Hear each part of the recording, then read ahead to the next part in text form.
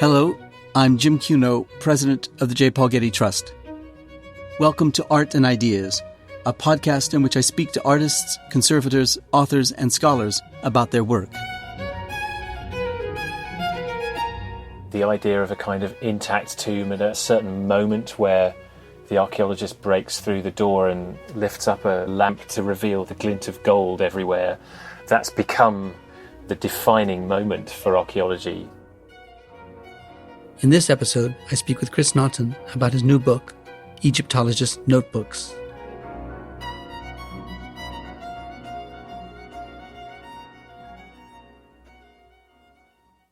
Beyond what they tell us about ancient Egypt, these notebooks also reveal to us the personalities of the early Egyptologists.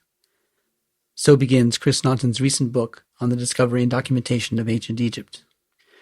The story begins with a 17th century German priest and continues to an 18th century Danish naval captain, the great 19th century French diplomat and first director of the Louvre, Vivant Denon, the general and soon-to-be Emperor Napoleon, the finding and deciphering of the Rosetta Stone, the woman who founded the Egypt Exploration Fund, until ultimately Howard Carter, the archaeologist who discovered King Tut's tomb.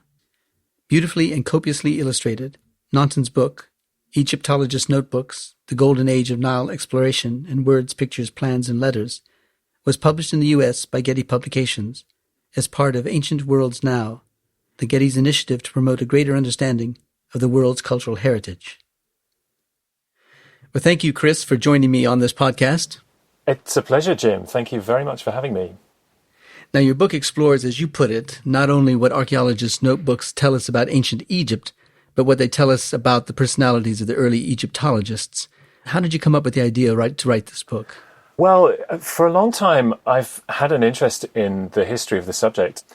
I'm an Egyptologist myself, first and foremost, so, I've spent a long time studying ancient Egypt and trying to get under the skin of the ancient Egyptians, what they were thinking and how they were doing things. When you're studying this subject, thinking back to my undergraduate days, perhaps, to a certain extent, you're taking things at face value. So, you might be told that, for example, Pharaoh Ramesses II comes to the throne in such and such a year, and he reigned for a certain amount of time, and he did this, that, and the other. And as you begin to study subjects like that in more depth, you begin to realize that you need to understand how we come to these conclusions. And that led me to thinking about the history of our subject. And in my early career, I worked for an organization called the Egypt Exploration Society. And while I was there in particular, I was very conscious of the physical notes, the drawings, the sketches, maps, plans, diaries that had been produced by archaeologists in Egypt as a means to an end, a way of capturing information and setting it down so that it could be organized and then, in most cases, shared with the scholarly world and the wider public through publication. But I was also very struck that in many cases these things are beautiful objects in their own right. So it's, on the one hand, it's a desire on my part to tell a story about how we know what we know, but this book was also an opportunity to use these notes and drawings, sketches, as a way of showing these off and celebrating them as beautiful objects in their own right. I think most of us know something about the early discoveries in Egypt, and we think of them as dating back to the early part of the 19th century and continuing into the early part of the 20th century. But your book begins with a 17th century classically trained German priest and antiquarian, Athanasius Kirchner, who, from his position at the Roman College in Rome, was commissioned to study Egyptian hieroglyphics. What was known of those markings then? How did they come to Rome? And how prepared was he to deal with them? Kircher is one of the very earliest to begin looking at hieroglyphic inscriptions. And of course, in his time in the 17th century, knowledge, at least in the West, of how the language and the script should be read had been completely lost. And he was a kind of polymath. He was somebody who was interested in everything and wanted to understand how the world worked. And he also was a very religious man and was familiar with Neoplatonist ideas about how the world and the universe, the cosmos worked, some of which derive from some very ancient texts, which themselves were set down in Egypt in the first place. And he believed that he could read into the hieroglyphs this kind of ancient wisdom, which he and others like him believed kind of were fundamental to understanding the universe. So he was looking at inscriptions with a kind of predetermined idea of what they were going to say to him, and he was completely mistaken in this. He wanted to see individual signs as encoding things like the sun and the moon and the cosmos and the four elements of the earth. The hieroglyphic script and language, the Egyptian language, don't work like that at all, we now know. But in the process, he became one of the first people to begin doing things like copying inscriptions and gathering together Egyptian material. He never went to Egypt himself, but he's one of the first to look seriously at it, however misguided he was. And he relied quite heavily on things like obelisks because there were a number of them in Rome, which meant that they were accessible to him and to his colleagues. They were ancient Egyptian obelisks, but they'd come to Rome at the peak of the Roman Empire, brought there to embellish Roman public spaces, public buildings. So his contribution, I think, is undervalued because we Egyptologists now tend to think of him first and foremost for being very wrong about how to read the language and the script. But actually, in gathering this stuff together, in my view, he makes an important contribution. He's also, I have to say, an interesting counterpoint to what comes later because his drawings, for example, are, by our standards now, not terribly accurate. And that, in some ways, sets us up for what is to come. And that's an increasing importance of accurate copying, accurate recording of Egyptian sites and monuments and inscriptions. And from one character in the book to the next, things begin to get more and more accurate, more scientific. Now, given that there was some remnants of the ancient Egyptian past available to people in Rome, how is it that there wasn't preoccupation with attempts to interpret the hieroglyphs earlier than the 17th century? Why not in the ancient Roman times? Why not in the Renaissance times? That's a very good question. I mean, there had been attempts. Most interestingly, although we're only really beginning to come to appreciate this now, there had been a number of attempts made by scholars in the Muslim world, actually, Arab scholars, who had, I guess, readier and easier access to hieroglyphic inscriptions in situ in Egypt. Kircher actually leans on one of those scholars for some of his source material, but in fact that particular Arab scholar was also mistaken in the way of understanding these things. As to why there hadn't really been many more attempts up until this point, I suppose partly scholars were defeated just because it took years and years and years and years of study, not only of the Egyptian language, but of related languages and scripts as well, and comparison of one to the next to begin to understand the language. And I suppose, too, there was not the easy access to Egypt, or at least not taken up by travelers as there was later. But your second Egyptologist, shall we call him, George Sandys, was a turn of the 17th century poet who was trained in Latin and traveled to Egypt, from Alexandria to the Giza Plateau and the Great Sphinx and pyramids. And then he reported on his findings. How and why did he travel through Egypt? What was he looking for? Sandys is a really fascinating character. I mean, he again is somebody who just has a fascination with nudging the boundaries of what is known, I think, and exploring territory that was, for him and for the culture that he came from, at the very edge of knowledge and understanding. So Egypt in his day was a very far distant land. He visited as part of a wider tour of Europe and the Eastern Mediterranean. You know, the people who inhabited Egypt at this time have a different set of religious beliefs, different language, different script, different dress. You know, everything is different. So it wasn't an easy thing for him to do, to go there, but he just wanted to try to see what of the ancient culture of Egypt, which was known of and had survived in the writings of classical authors and in the Bible, of course, as well. He wanted to see what could still be seen of this famous ancient culture on the ground, as it were. He visited Alexandria, where he arrived. He traveled across the Delta to Cairo and explored the area around Cairo, particularly looking for the ancient capital city of Memphis. He didn't get much further than that, which by comparison with later travelers makes it seem as though he didn't really get very far. But he was traveling at a time when almost nothing was known of, at least in Europe, of the situation on the ground, as it were, in Egypt. So his descriptions And the drawings that he included in the published account of his travels are among the first views and illustrations we get. For somebody like me, this is hugely exciting because he really was visiting Egypt at a time when everything was brand new. When he talks about visiting places like Giza or a site which he doesn't give this name, but I'm sure I think must be the cemetery site of Saqqara, which was attached to the capital city of Memphis, he's really visiting at a time when almost no excavation of any kind had been done. We now know this Saqqara to be an incredibly rich place, incredibly rich site archaeologically, and he was going there when it was almost completely undisturbed. His descriptions give us a feeling for what it must have been like to have been there and to be coming across these things almost as one of the very first visitors in centuries. Yeah. Now, you follow your account of Sandys with an account of a Danish naval captain and explorer named Frederick Ludwig Norden. What were among his most important contributions to the knowledge of ancient Egypt? And I note that this is the early part of the 18th century, and that's coincident with the sort of first developments of systematic archaeology in Rome and in Herculaneum and Pompeii. So there's a sense that this is simultaneous in date with what's being discovered in Egypt.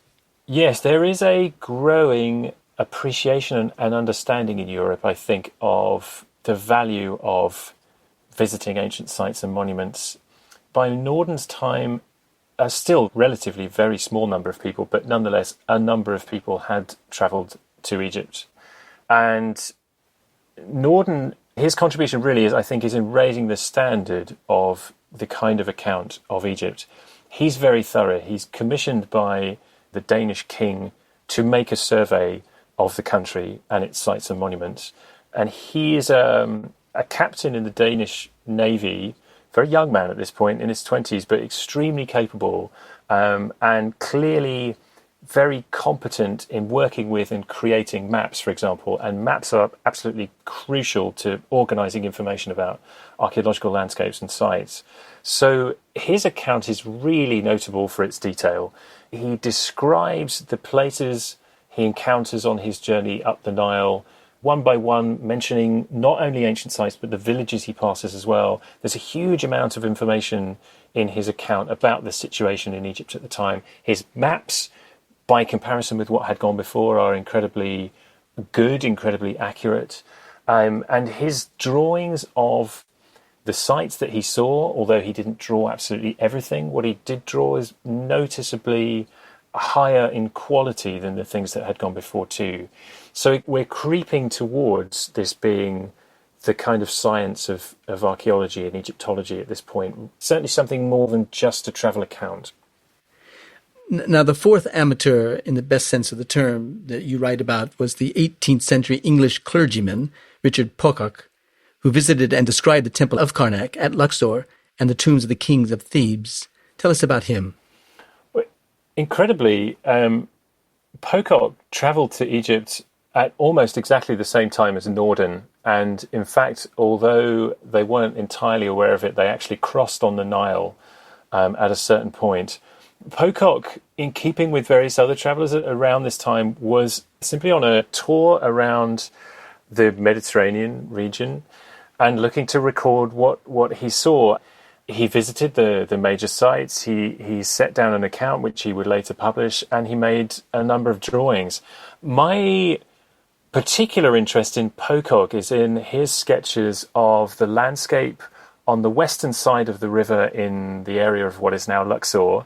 So this is the part of the world that includes very famous sites, particularly the Valley of the Kings. And he sketched monuments in that area, including the so-called colossi of Memnon, which are actually colossal statues of the 18th dynasty king Amenhotep III, and showed them, in one case, in position in relation to the Theban cemeteries. And his drawings are a good example of somebody attempting to use imagery to convey the lie of the land. So, essentially, here are the statues, and if you're looking for the tombs, you'll find them off in the background there. But in terms of sort of scientific accuracy, there's still something lacking.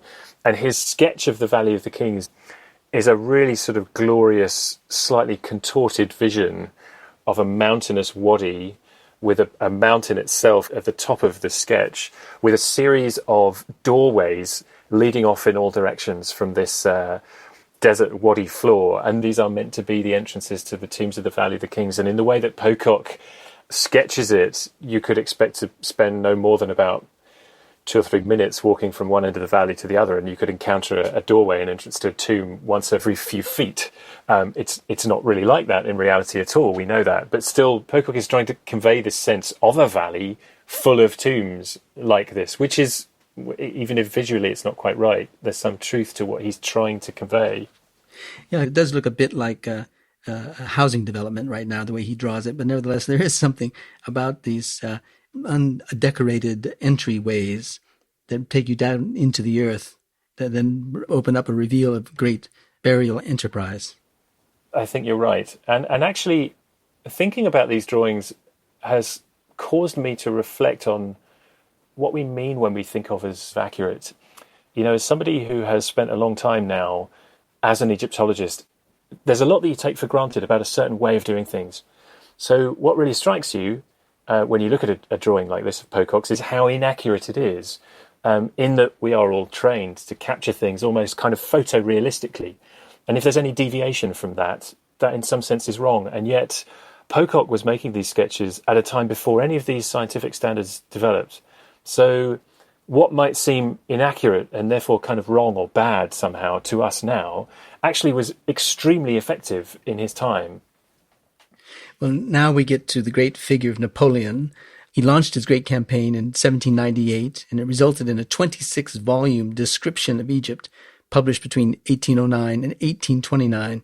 What was the purpose and legacy of the project? And tell us about the major figures, including Napoleon, the architect and antiquarian Dominique Vivant Denon, Lord Nelson, the Ottomans, and the Mamluk warriors. I mean, this is the stuff of magic. Yes, it is. Napoleon, from a purely Egyptological point of view, his great contribution is in instigating this grand description of Egypt. But of course, first and foremost, his reason for being in Egypt was very different. He was there for political, territorial reasons. It was all part of the French struggle against the British and an attempt to capture territory in a particular part of the world, which would make life difficult for the British, who were benefiting very greatly from their own territorial influence in particularly India. The French believed that if they could succeed in capturing Egypt, they'd be able to exploit it for its own natural resources, but they'd also get in the way of the British trade routes between the UK and India. So they took a very large army headed by Napoleon to Egypt and seized the country by force. There are all kinds of dubious things about that we should be very careful about celebrating. But he was, or somebody was, enlightened enough on Napoleon's behalf to bring with the campaign dozens of scholars, artists, scientists of all kinds to make a record of the country, of the natural environment, the natural landscape, and the built environment. And that meant documenting the monuments of modern Egypt, but also ancient pagan Egypt. The French army was decisively successful almost as soon as it arrived, but it wasn't completely able to defeat the Mamluk army, which was its principal opposition in the country, for a few months. The Mamluks, incidentally, were a kind of class of soldier who'd come to rule Egypt on behalf of the Ottoman Empire. And so Napoleon's savants, as he called them, or as they came to be known, made what ultimately came to be, at that time, the most comprehensive and the best survey of ancient sites and monuments in Egypt. So they were doing on a much, much grander scale what people like Naunton, Pocock and other travellers had done before. And most of the histories of Egyptology begin with Napoleon's expedition and the Description de l'Egypte. The publication was definitive, it was comprehensive, it was a giant leap forward. The drawings were made to extremely exacting standards. They were very, very thorough in dealing with ancient sites and monuments in every last corner of the Nile Valley and the Delta.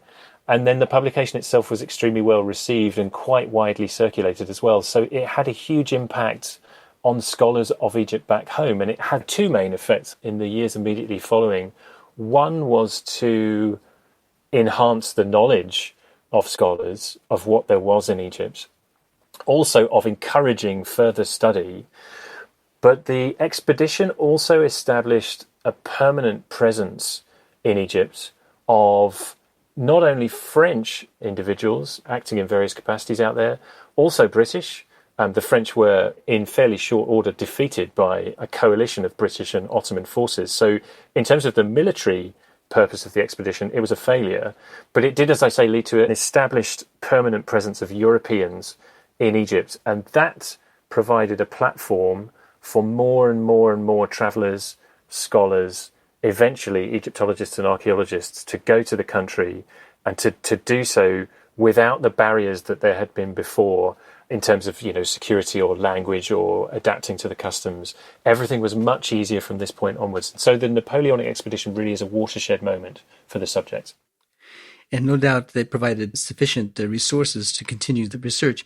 And that was in part because of Denol's, how adept he was at inflating the ego of Napoleon and of his great patron in this. Yeah, it's interesting, isn't it? I think we like to think of Egyptology and archaeology as being a sort of pure pursuit, and that all of us who are interested in the ancient world and active in studying it are doing it purely for the intellectual adventure of learning about the past. And yet something that was really obvious to me by the time I'd finished the research for this book was just how embedded Egyptology and archaeology in Egypt has been in the political machinations of various European countries, particularly my own country, Britain, and also France from the beginning of the 19th century onwards. And the two things continue to operate hand in hand. Now, the next two explorers that you document, Frederick Caillot and William John Banks, both end up going to Abu Simbel. And until this point in your story, we concentrate primarily on in around Alexandria and Cairo, and then in Luxor with the Valley of the Kings and Queens. So tell us about Caillot and about Banks and about the allure of Abu Simbel. Well, Abu Simbel is one of the most extraordinary sites in Egypt. It's the site of two rock-cut temples of the time of Ramesses II, Ramesses the Great, the third king of the 19th dynasty, whose reign began in the 1300s BC and ended in the 1200s. These are colossal temples cut directly into the living rock in the region of the Second Cataract, which is at the limit of a kind of frontier region between what was the territory of Egypt in ancient times and the lands to the south. The cataracts of the Nile are these natural rocky barriers in the river. Huge rocks create sort of rapids in the river, which are impassable when the Nile is low enough. They provided natural frontier points between Egypt and the territory to the south. So Abu Simbel was built, cut into the rock, at a time when Egypt controlled this first to second cataract region. It was powerful and able to expand into the territory to the south. And it's a great statement to the people to the south of Egypt's might and power, and the might of Ramesses II himself. The Great Temple is fronted by four enormous statues, which have the features of Ramesses II himself. These had come to be almost completely buried in sand. And up until the first few years of the 19th century, knowledge of this place had been completely lost in the West, completely lost to Europeans. It was a Swiss explorer, Johannes Ludwig Burckhardt, who was the first to visit the site in around about 1813, because it was almost as far as the Second Cataract and a long way beyond the first, which marks the traditional southern frontier of Egypt. It was quite a long way further than most people had explored up until this point. To get there required usually a new boat, possibly a new crew, new sets of permits, new sets of negotiators to smooth passage through this next stretch of the river. But from the point that Burckhardt identified Abu Simbel, it became a great destination. Banks, William John Banks, was a wealthy British aristocrat. He'd done all the kinds of things that independently wealthy landed nobility should do. He was an MP. He was very well educated, and he eventually set out on a grand tour, taking in places including Egypt. And while there, he not only made his own explorations, but funded the work of a number of others. Banks was also interested in exploring the area further, even south of Abu Simbel itself. The classical sources made it clear that further south into what is now Sudan, there was a kingdom of people the classical authors refer to as Ethiopians, and that there were some spectacular monuments in that direction. And so Banks and others came to be interested in exploring this region, and in particular in locating the ancient capital of the Ethiopians, which was said to be at a city called Meroe, the location of which had been completely lost up until this point. And so in the early 1820s, 1820, 1821, Banks, who by this time had returned to the UK, commissioned another explorer, artist, a man called Louis Maurice Adolphe Linon de Belfond, a Frenchman, to try to identify the location of Meroe. Banks had quite a close working relationship with the leading British individual operating on behalf of the British government in Egypt at the time, a man called Henry Salt.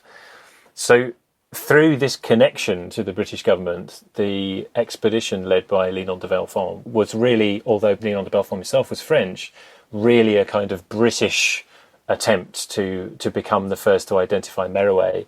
And at the same time, the French Commission d'Egypte, which was the legacy of the Napoleonic campaign, sponsored another individual, an Egyptologist artist called Frederick Caillot, to do the same thing, to travel south to try to identify Meroe.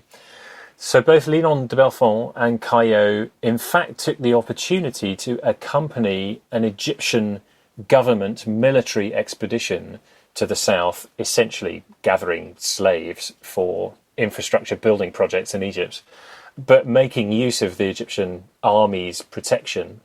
They began travelling south and made a number of extremely important discoveries. It fell to Caillot to identify Meroe, although his identification of the site wasn't entirely accepted for a number of years. But he visited Meroe, observed the distinctive tall Sudanese-style pyramids, which were built for the kings of Meroe, and convinced himself and many others, and he proved to be right, that he'd found this ancient capital city. Linon de Belfond was not far behind him and made a number of other interesting discoveries in the area. But this is the moment in sort of 1820-21 when this British-French competition to make this great discovery resulted in the sudden discovery of these great monuments of a kingdom we now know as Kush. Well, now, this whole history of discovery is, of course, so important to the story that you're telling, and it features primarily or settles upon these gigantic forms, whether they're the pyramids or the tombs or sculptures or things. But the most extraordinary discovery is, I think, and one can make the claim, is of a modest stone piece that was found in a rebuilt part of a Mamluk fort, and that is the Rosetta Stone. Tell us about that discovery and what it unleashed with regard to our understanding of the ancient world of Egypt. Well, I think you're absolutely right. The Rosetta Stone was a lump of rock which was cast aside at a certain point and used in the foundation of this rebuilt Mamluk fort. And the French army under Napoleon Bonaparte was also instructed to gather antiquities for the National French Collection. And it was a French soldier who noticed this inscribed object tossed into the foundations of a monument and wondered if it would be important. And it turned out that he was absolutely right. The key to its importance lies in the fact that it was inscribed with the same text 3 times over, once in ancient Greek, once in a script called Demotic, which is a kind of a cursive sort of handwritten form of Egyptian, and then in hieroglyphic, which is the much more formal monumental script used to write the Egyptian language. And it's a fairly, relatively speaking, inconsequential decree of the time of Ptolemy V, in whose time both Greek and Egyptian were in use in the country, hence the different languages used in the inscription. And of course, the fact that it was the same text in these different languages, ancient Greek being one that scholars could read, hieroglyphic and demotic being scripts writing the Egyptian language that scholars couldn't read, it allowed them, by comparison of the three different scripts, to begin to accelerate efforts to decipher the Egyptian language. And the Rosetta Stone, along with the close study of numerous other texts that were being gathered from this time onwards, ultimately, a little over 2 decades later, led to Jean-François Champollion, the French scholar, announcing that he had established a system for deciphering Egyptian as written in the hieroglyphic language. Now, another part of the story is how it ends up in the hands of the British and is now such a featured part of the collection of the British Museum. Tell us about how it was that it went from the French to the British. Well, the British were initially unaware of the French expedition to Egypt, but it didn't take very long for the news to reach them. The British sent a fleet of ships to pursue the French, and a few weeks after the French arrived, there was a battle at sea, and the British were victorious very decisively. And ultimately, through a combination of military defeats, but also a bit of diplomacy, it was agreed that the British would escort the French army home to France.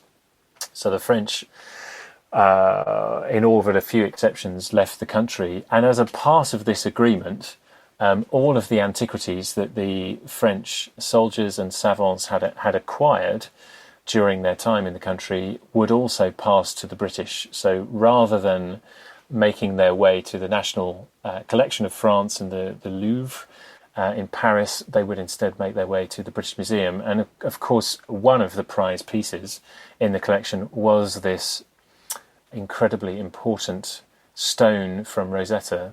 There's an irony perhaps in the fact that although the race to decipher the Egyptian language was led by a British and a French scholar, it was ultimately a Frenchman who would succeed in using the Rosetta Stone, which was lost to the French. Well, and with that opens up this great story of the discovery of antiquities in Egypt. And there's some great characters associated with the story. And one of them is Giovanni Belzoni, who's an Italian explorer and larger-than-life character who discovered the tomb of Ramses I and the tomb of Seti I, one of the greatest of all the pharaohs.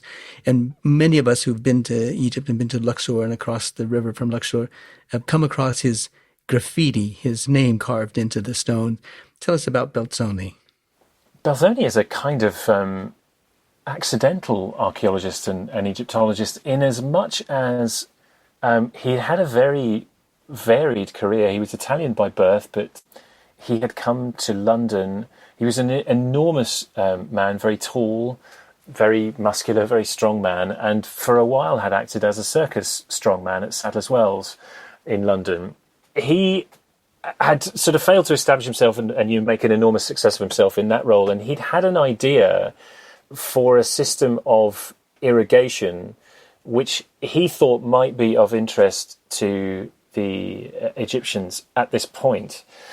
This is around about 1815, and by this time the French had left Egypt. The country had been returned to Ottoman rule, but under a man called Muhammad Ali, who had assisted in ousting the French and come to be the ruler of Egypt himself. And he was governing notionally on behalf of the Ottomans, but really independent in all but name. And he was busy by 1815 in modernising Egypt, in providing it with a new modern infrastructure, technologically advanced army, factories to manufacture weapons and ammunition, and in building things like roads and in particular canals. And so Belzoni, like a number of other Europeans at this time, was beginning to think about Egypt as a place where he might make his fortune by making a contribution to this great modernization effort there, to try to sell his idea to Muhammad Ali. He failed. But Belzoni at the same time came into acquaintance with Henry Salt, the British consul at the time. And Salt himself was collecting antiquities, essentially as part of his own private collection, but with it in mind that these would eventually make their way to London for the edification of the British people. And Belzoni was, even though his idea wasn't successful with Muhammad Ali, was somebody who clearly had a kind of engineering and logistics capabilities. And so Salt decided to ask him if he could move a colossal statue from a temple in the Luxor area on the West Bank. And up until this point, efforts had been made to move it, and it was simply too big. It was thought that it couldn't be done. And yet Belzoni managed it pretty easily, it seems. And it is also, along with the Rosetta Stone, now on display in the Sculpture Gallery in the British Museum. So Belzoni began acting as an agent in moving large things for Salt and other Brits, but also, in the process, developed his own interest in excavating. So at around this time, people like Salt and his French counterpart Drovetti were beginning to think not only of carrying off monuments which were very visible, but also beginning to dig, to look for more. And Belzoni's very much a part of this. He also became hooked on the idea that there was more to find in the Valley of the Kings. The classical writers had described some 40-odd tombs, so that's many more than were visible in the early 19th century. And Belzoni thought, well, they must be here somewhere. And he determined that he would make a great discovery. In fact, he found between half a dozen to a dozen tombs, many of them undecorated, so not the spectacular discovery he was looking for. But he found the tombs of 3 pharaohs, which by the standards of anybody before or since is a really spectacular achievement. Well, not only was he the great discoverer of things, and again, great characters you describe him, but his discoveries cast a bright light on the possibilities of further discoveries in Egypt as funded by private patrons. And one of those who was someone who made this possible was a woman traveler and author of the hugely successful travel book, 1,000 Miles Up the Nile.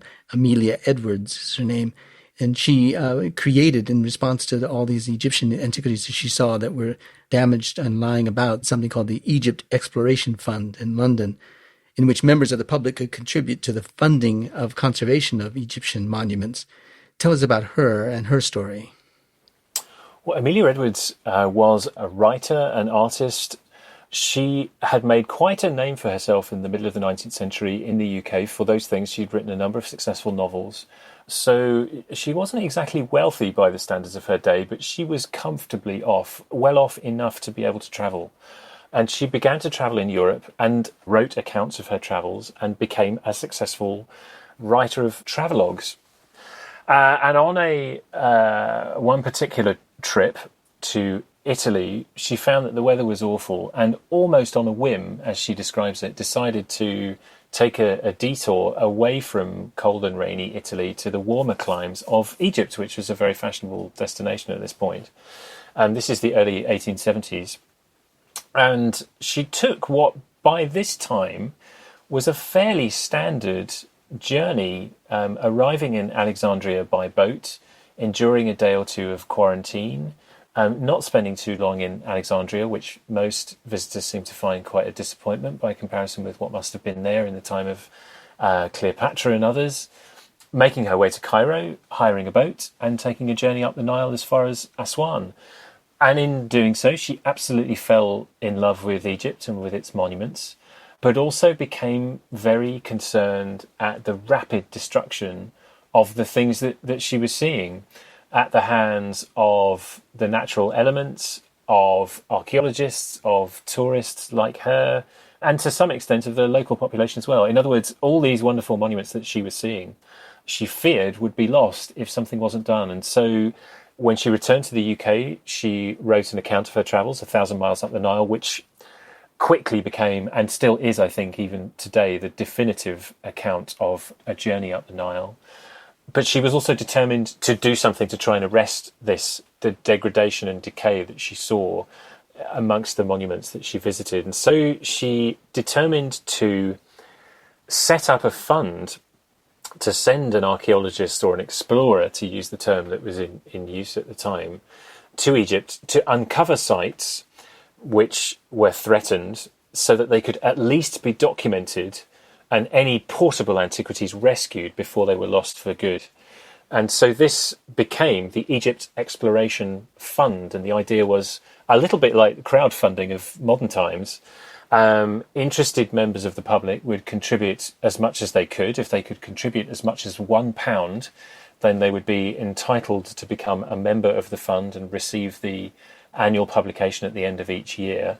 And in this way, she established a way of financially supporting regular, highly scientific excavations, which were then routinely, regularly, promptly published to very high standards. And this sets the template for institutions excavating in Egypt from this point onwards. Well, now we could go on for a long time because there are some great figures in this era of the late 19th and early 20th century who were privately funded by figures such as Amelia Edwards through her fund, the Egypt Exploration Fund. But we can't stop without talking about Howard Carter, who was connected to that fund and who excavated at the Temple of Hatshepsut, but also, of course, most famously, Tutankhamun. So tell us about Howard Carter and what Howard Carter's contributions were to the history of archaeology. Well, Howard Carter, of course, is most famous for the discovery of the tomb of Tutankhamun, which is really the definitive archaeological discovery, the idea of a kind of intact tomb at a certain moment where the archaeologist breaks through the door and lifts up a lamp to reveal the glint of gold everywhere. That's become the defining moment for archaeology. It could never be repeated, I think. It will never be superseded. It's almost, you have to sort of rub your eyes and scratch your head a bit to believe that it really happened, but it did.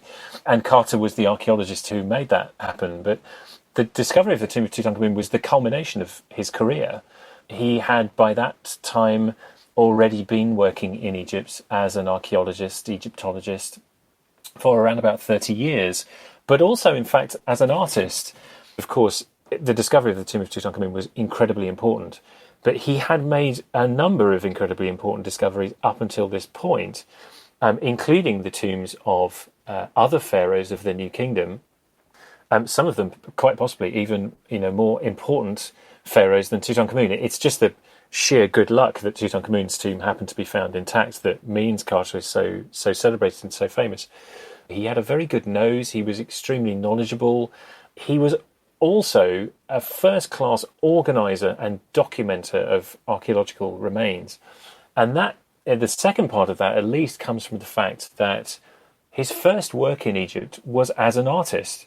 He traveled to Egypt as a teenager, around about 16 or 17 years old. He had a great love for Egypt at this point, but he'd been trained as an artist, and he was brought to Egypt by Percy Newberry of the Egypt Exploration Fund to sit in front of the walls of beautifully decorated tombs and make accurate copies of the decorations so that they could then be republished in scientific reports for the benefit of the scholarly and wider public. And although almost by accident he would come to be a digger, an excavator, and a very good one at that, he never, of course, lost his ability to draw and to paint. So much as we think about the tomb of Tutankhamun as being dominated by gold and other precious materials, and it's documented very, very beautifully in photographs, but from the archaeological point of view, what was really important was the organisation of the material, the conservation efforts, ensuring that the material could be removed, all of which Carter supervised brilliantly, and also the documentation of the material as it left the tomb on its way to the Egyptian Museum. And that meant lots of documentation, note-taking, but also drawings. And there was nobody better, there perhaps never was anybody better at making drawings of ancient things in Egypt than Howard Carter. So he exemplifies what I suppose this book is all about, in that his story, the story of his career, is the story of a series of really important contributions to Egyptology and what we now know about ancient Egypt. But the drawings that he made, the paintings, the sketches, which he made as a kind of means to an end, as a way of capturing information so that it could be circulated, those things are beautiful objects in their own right. So the book is really about, yes, telling his story and the story of others, but it's also about showcasing these works of art which were produced in the name of archaeology. And I can't think of anybody who produced more beautiful art as part of that process than Howard Carter. Well, it's a great story, Chris, and you tell it extremely well from the earliest part of the 17th century to the middle part of the 20th century. The book is so beautifully illustrated with the works of people like Howard Carter.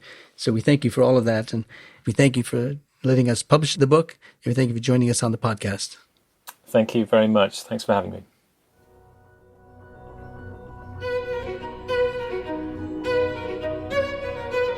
This episode was produced by Zoe Goldman, with audio production by Gideon Brower and mixing by Mike Dodge-Weisskopf. Our theme music comes from the Dharma at Big Sur, composed by John Adams for the opening of the Walt Disney Concert Hall in Los Angeles in 2003. It is licensed with permission from Hendon Music. Look for new episodes of Arts and Ideas every other Wednesday. Subscribe on Apple Podcasts, Spotify, and other podcast platforms. For photos, transcripts, and more resources, visit getty.edu/podcasts, or if you have a question or an idea for an upcoming episode, write to us at podcasts@getty.edu. Thanks for listening.